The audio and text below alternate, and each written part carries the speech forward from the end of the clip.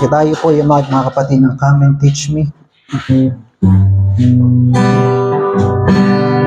Come and teach me, Holy Spirit.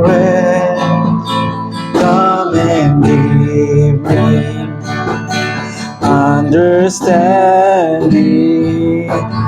Thou art only the revealer of the secrets of God's holy word. Hallelujah, hallelujah,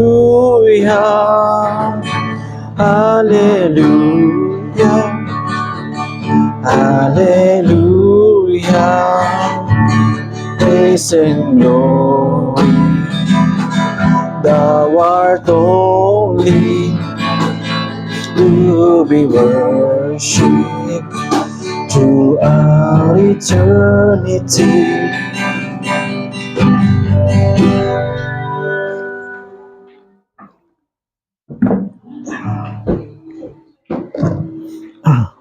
Tayo po ay manatiling makatayo o manatiling nakatayo para sa pagbibigay po ng galang po mula po sa salita ng ating Panginoong Diyos. Ating buksan po mga kapatid ang ating mga Biblia mula po dito sa Hebrews chapter 10 verse 20.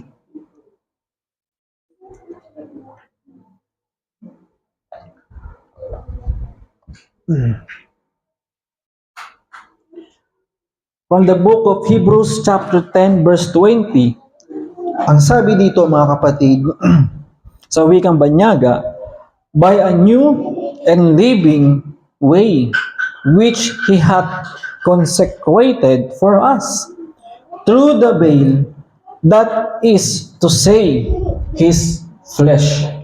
Sa Tagalog, sa pamamagitan ng daang bago at buhay na kanyang itinalaga sa atin sa pamamagitan ng tabing sa makatuwid bagay sa kanyang laman. So, maaari na pong magsiupo ang bawat isa mga kapatid. To God be praise and be the glory. Muli, isang mapagpalang gabi po sa bawat isa. Now, sa di pagtatagal mga kapatid, nais ko pong dumako na tayo sa ating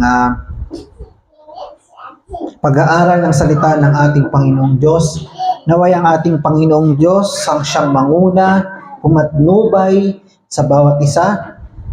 At pray for me also mga kapatid na ako'y maging daluyan lamang po ng banal na Espiritu Santo at magamit sa kalagitnaan ng bawat isa upang maituro o maipabatid ang bawat salita at o kapahayagan mga kapatid na nagmumula sa ating Panginoon at hindi po sa sarili kong karunungan, at naway ang banal na Espiritu Santo ang siyang pumatnubay, gumabay po sa bawat isa. Now, sa pagpapatuloy po ng ating topic na may pinamagatang The Holy Veil and the Last Veil, mga kapatid.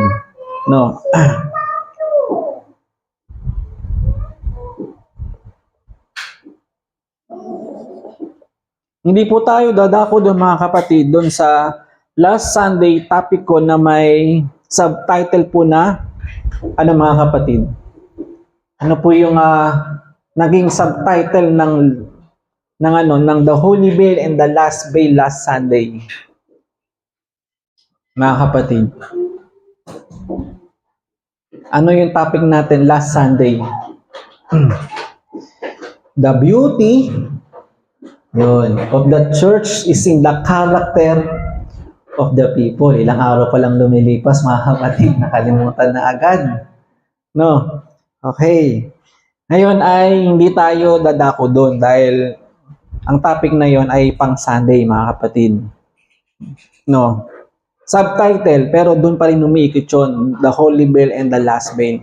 Ngayon dito, ang The Holy Veil and the Last Veil, ito yung topic natin last Wednesday na itutuloy naman natin ngayon, mga kapatid, na hindi po tayo umikot doon sa na may subtitle na last Sunday natin na The Beauty of the Church is in the Character of the People, mga kapatid. I don't know because yung nga, last Sunday doon ako na-lead na ma-tackle yung mga ganung bagay, no. Bagamat ako may mga naihanda, mga kapatid, pero ang bukod tanging ang ating Panginoong Diyos pa rin, no, ang may control ng lahat ng bagay, mga kapatid. Kung ano ang kanyang ipahayag sa likod ng pulpito para po sa pagkaing spiritual. Now, mga kapatid, sa di pagtatagal, mga kapatid, no, last Wednesday, mga kapatid, para sa pagbabalik tanaw, mga kapatid, what is veil ulit? Sa literal na bagay, mga kapatid, sa Tagalog, ano ang veil? Ay isang belo, no? Belo na kasuotan, di ba? Ang belo ay isang kasuotan o sinusuot ng mga bride na kinakasal. Tama ba, mga kapatid? Sabi nga doon, ano daw po, saan daw po sumisimbolo ang bridal veil, mga kapatid, sa wika ng tao, mga kapatid. Ang sabi doon, it has represented modesty, purity, and transition from one stage to life to another. At sa ibang pakahulugan pa, mga kapatid, ang sabi dito, isang manipis na pantakip na nagtatago ng isang bagay o pumipigil sa iyo na makakita ng isang bagay na malinaw. No. Now, last Wednesday, mga kapatid, tinumbok natin yung kalagayan ni Eva at Adan nung sila ay hindi pa nagkakasala, mga kapatid, yung patungkol po dun sa ano, mga kapatid? Patungkol po doon sa kapwa hubad ang kanilang kalagayan, mga kapatid. Pero hindi nila nalalaman. Tama ba, mga kapatid? Nalaman nila na sila ay kapwa hubad nung sila po ay nagkasala na. Tama ba, mga kapatid? Kaya nga, sa pagpapatuloy po ng ating pagbasa dito sa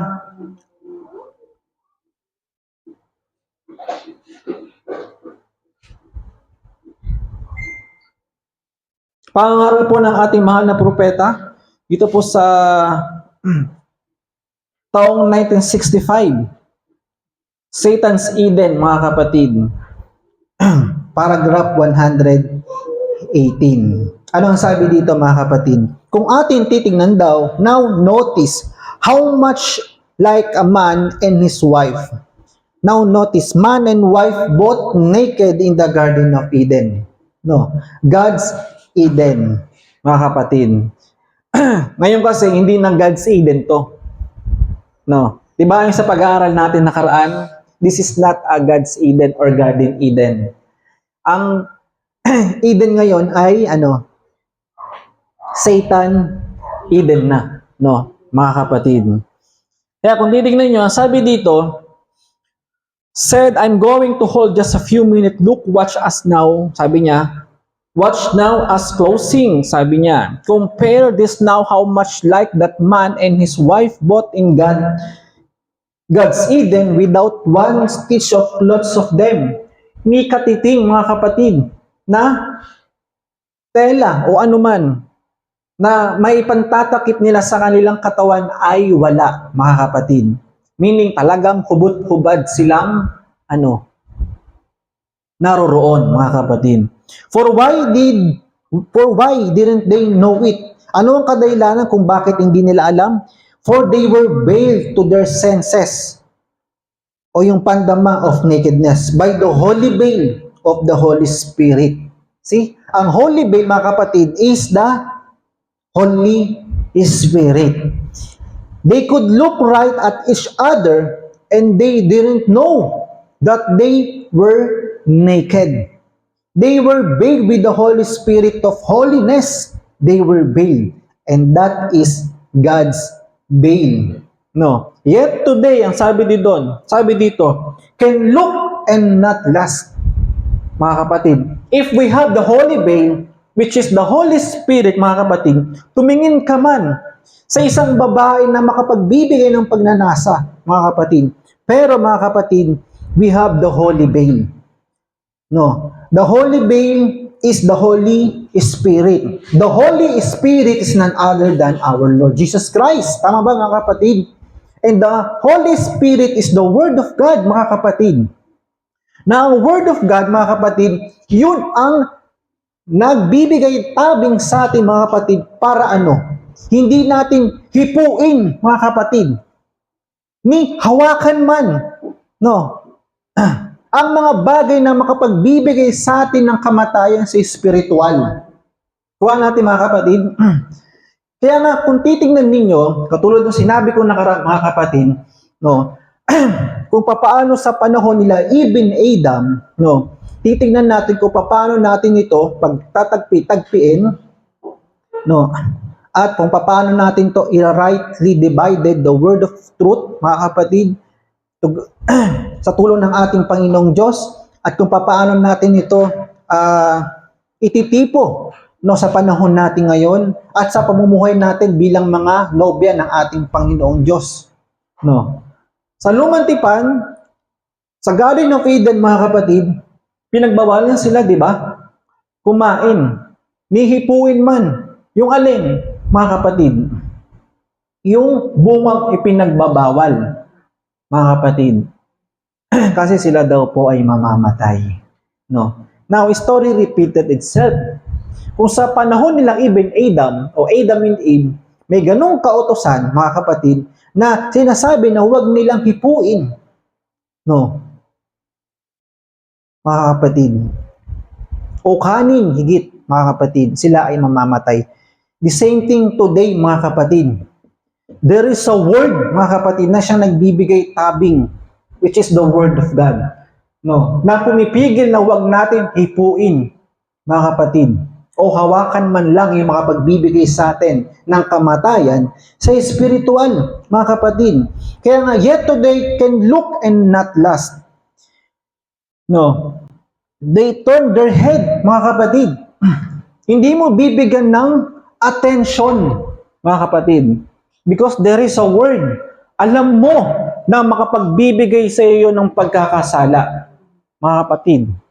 No. Anumang bagay na salungat sa salita ng ating Panginoong Diyos. Anumang bagay na ipinagbabawal ng ating Panginoon ay susundin mo, no, mga kapatid. Kaya nga sabi dito, God, sabi niya, it's a holy veil. See, holy veil. God had their eyes. They were both. One was man and the other was woman. And they did not know they were naked. Because the holiness of God kept their eyes veiled, mga kapatid. Notice, God hide their conscience from sins, mga kapatid. Anong sabi doon? Ang ating Panginoong Diyos ay itinago sila sa pagkaalam ng paggawa ng kasalanan, mga kapatid. Ninyo? No.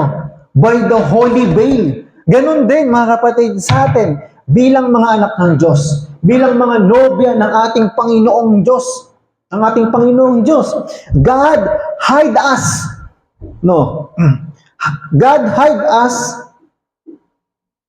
from our conscience, mga kapatid, sa paggawa ng kasalanan. Through the holy veil, mga kapatid, sa pamamagitan ng Word of God. No. Which, sabi niya, wish we had some time to lay on that a few minutes, sabi niya. Ngayon, ang ano pa sabi dito ng ating mahal na propeta, mga kapatid? Sabi pa dito, mga kapatid, sa Satan's of Eden pa rin, 1965, 124. Now, notice, sabi niya, the Holy Spirit of God's holy word had the man and woman naked and didn't know it. How beautiful life of the word, the seed of the word. God said, sabi niya, there is a tree in the midst of the garden, the woman, and in the midst of the garden is this tree, Don't even touch it, for the day you eat thereof, that day you die. Ito yung sinasabi ko kanina, mga kapatid. They were wholly veiled, sabi niya. From it, didn't know nothing about it. There is to touch it. They were wholly veiled. They were safe in God's pavilion. They were alive. They had no death around them. Walang kamatayan sa kanila. They had perfect love one for the other. Perfect life forever. They had perfect love, perfect understanding of the love of God. They had God's word and keep it. And they were alive and safe in God's Eden with no death at all around. The reason that they didn't know they were naked in the beginning because there was a holy veil. Holy Spirit veiled them from nakedness. They didn't know it. The Holy Spirit was over their eyes. They seen nothing but their brothers and sisters. The law, they didn't know they were naked. That is the Holy Spirit, mga kapatid. Pero nung dumating yung panahon at oras, mga kapatid, sabi nga dito, notice, she pulled off, hinubad ni Eva, yung alin? Yung holy veil na yon, mga kapatid.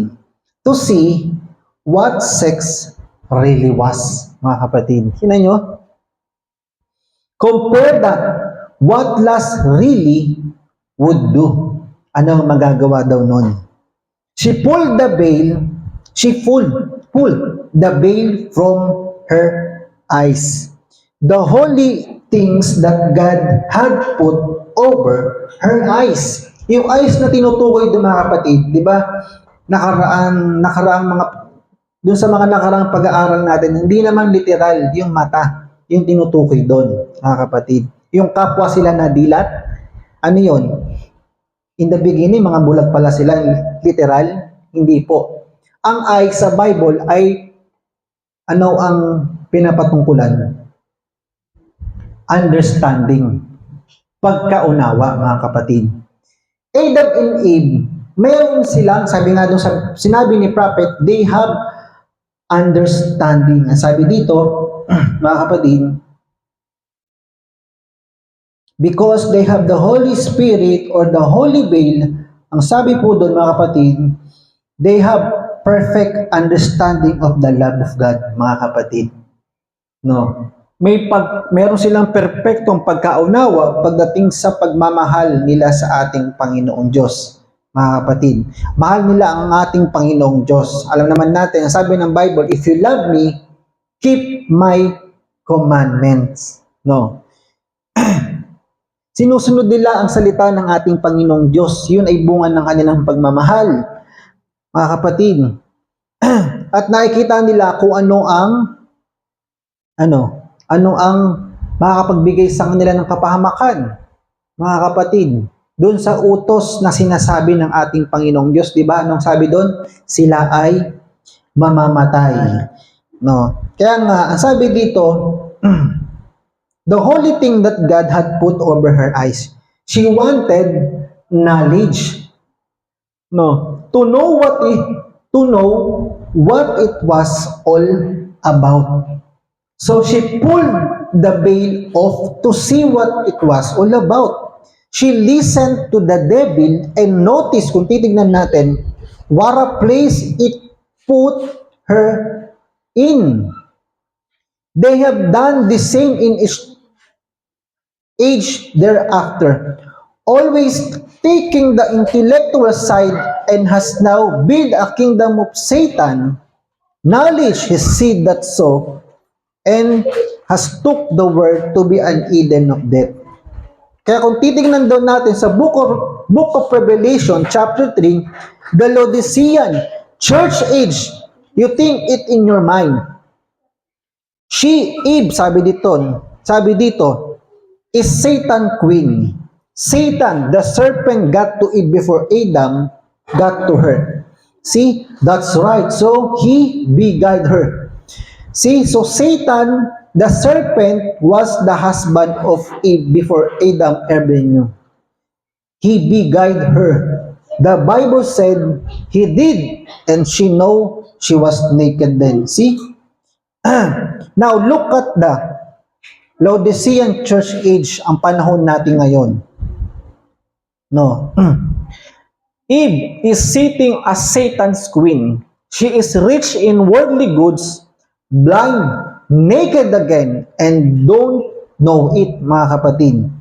Just like it was in God's Eden. No.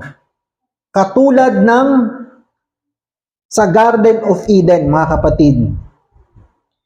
But now, not because of the holy veil is over her face, mga kapatid. Ang mga tao sa panahon natin ngayon, no, sabi nga dito, they are naked again.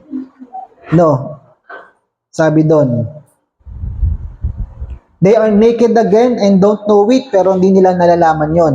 Bagamat ang panahon natin ngayon, ang mga tao, mga kapatid, o ang panahon natin ngayon, the Laodicea, ang sabi doon, rich in worldly goods. Blind. No, mga bulag. But naked again.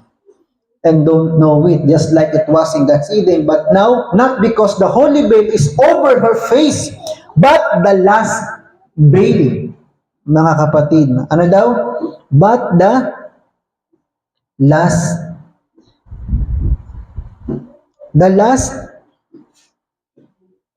veil, mga kapatid, not the holy veil. She took off God's holy veil and put on a veil of knowledge. Mga kapatid, tinanggal niya ang holy veil, mga kapatid, at tinanggap niya, mga kapatid, and put on a veil of knowledge for lust.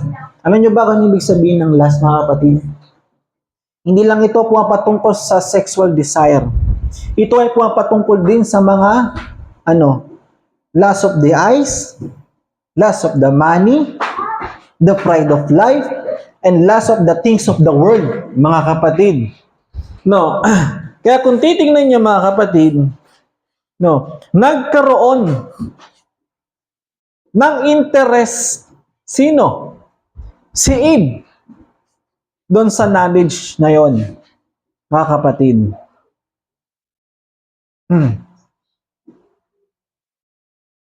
Nagkaroon siya ng interest sa bagay na yon. No. Doon sa inalok ng serpente. And now she has a last veil, that she is blind to it being sin. She is naked on the street and don't know it. She is a prostitute on the street. Woman with shorts on, in God's sight, is a prostitute and don't know it, mga kapatid. Take our women. If you want to see what condition of the church today, watch the way of women are acting. Para daw makita natin ang kalagayan ng bawat iglesia ngayon, tingnan daw natin ang kalagayan ng mga kababaihan ngayon, mga kapatid. Sabi dito, she always represents the church. In Satan's Eden of sin and unbelief, a religious perversion, mga kapatid. Perverted kingdom.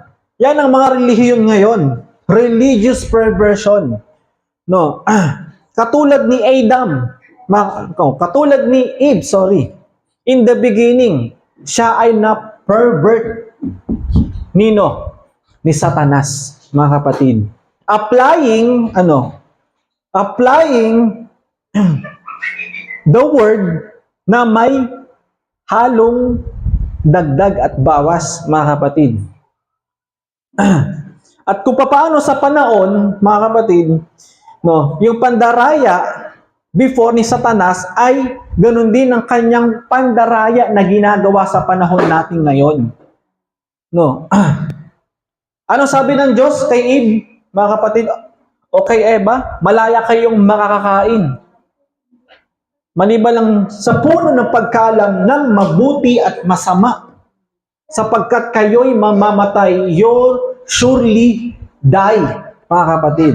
Ano sabi ng serpente o ni Satanas? You're not surely die, mga kapatid. No. You're not surely dying.